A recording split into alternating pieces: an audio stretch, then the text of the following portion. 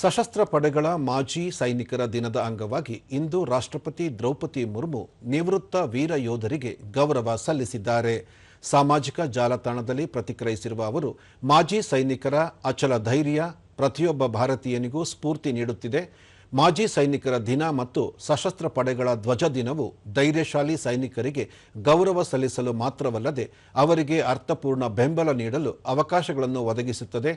ದೇಶದ ಮಾಜಿ ಸೈನಿಕರು ರಾಷ್ಟ್ರಕ್ಕಾಗಿ ಆಳವಾದ ಬದ್ಧತೆಯನ್ನು ಹೊಂದಿರುತ್ತಾರೆ ಎಂದು ಹೇಳಿದ್ದಾರೆ.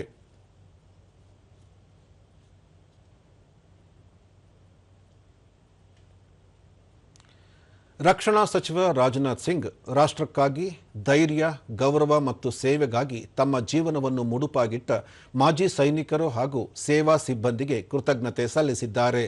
ಶಾಂತತೆಯ ಸಂಕಲ್ಪ ಮತ್ತು ಅಚಲ ನಂಬಿಕೆಯಿಂದ ಅವರು ಮಾಡಿರುವ ತ್ಯಾಗಗಳಿಂದಾಗಿ ರಾಷ್ಟ್ರ ಸುರಕ್ಷಿತವಾಗಿದೆ ಎಂದು ತಿಳಿಸಿದ್ದಾರೆ.